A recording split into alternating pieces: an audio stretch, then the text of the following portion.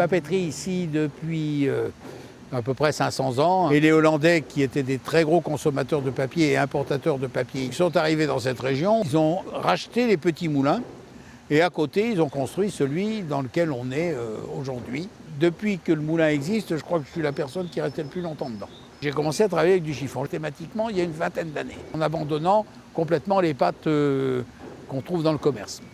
On arrive à quelque chose qui est exactement, ou à peu de choses près, semblable à ce qu'était le papier au XVIe, au XVIIe siècle.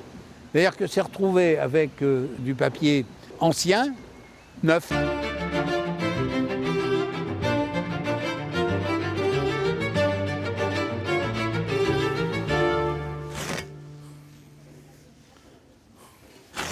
Traditionnellement, on a toujours fait le papier avec du recyclage de linge. Le linge était en lin et en chanvre. C'était évidemment pas dans cet état-là quand ça arrivait à la papeterie. Les gens ne jetaient pas un tissu qui pouvait servir de torchon. Donc ce qu'on récupère, c'est ce qui est resté dans les armoires. Alors autrefois, une fois que c'était coupé, on le mettait à fermenter. Là, ça a fermenté pendant... ça fait bien 2 mois et demi, 3 mois. Je l'ai arrêté, la fermentation, je l'ai arrosé. On va affiner ça dans ce creux de pile.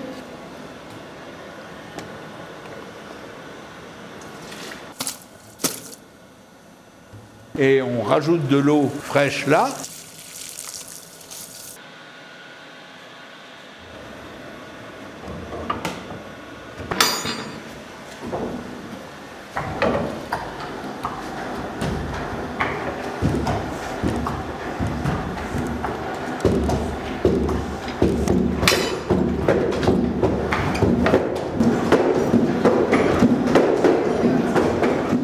De mailler d'échiquette le chiffon qui a été fermenté. C'est-à-dire que là, je ne touche pas aux fibres.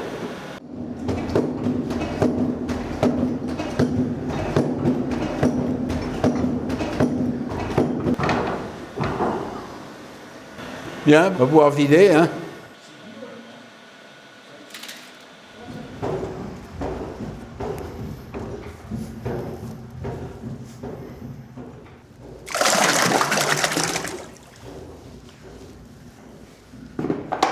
Le travail qu'on fait là, c'est de séparer les fibres les unes des autres. Alors quand on les a bien dispersées dans l'eau, elles restent séparées. Mais dès qu'on égoutte, elles se rapprochent forcément. Et c'est ça qui fait la formation de la feuille. Un grammage, là va dépendre de 3 choses. La densité, la dilution, donc. La hauteur de la couverte et de mon geste. Il n'y a qu'en Occident qu'on utilise des intercalaires. L'intercalaire est un feutre là. Que quand on met des feutres, on travaille vite, on en empile. Je descends tranquillement le grammage. Là, je suis en dessous de 60 grammes. Hein. Je suis à 50 grammes au mètre carré, là, à peu près 50-55 grammes. Alors que si je plonge complètement, je vais sortir 100 grammes.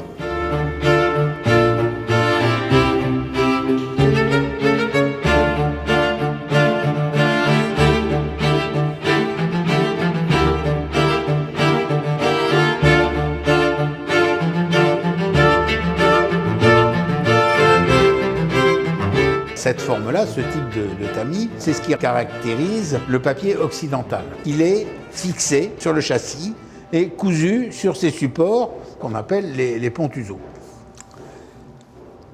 Chaînette, vergure et les points de couture qui relient la chaînette au pontuseau, tout ça étant extrêmement serré. Un tamis comme ça était capable de faire un peu plus d'1 million de feuilles, à peu près. Il y avait un filigrane dans ce moulin à partir de 1640, par là, qui était un fou, qui est un filigrane hollandais, classique. Bon. Quand j'ai commencé aussi à utiliser les maillets, j'ai voulu caractériser ce papier-là, et donc j'ai mis un fou qui me plaisait beaucoup plus. Le filigrane, ça peut dire le papier, le lieu, le papetier. Après le couchage, on va presser.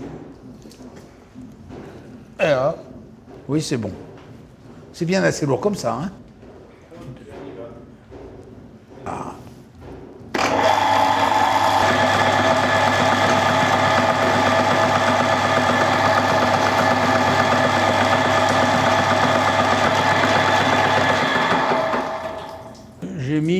Stone. Ce feutre, il est élastique, il contient beaucoup d'eau, il absorbe une quantité de pression colossale, là. Hein. Après le couchage, nous avons le découchage. On va les represser. La première pressée s'appelle une porce. La pressée sans feutre s'appelle la porce blanche, puisqu'il n'y a pas de feutre.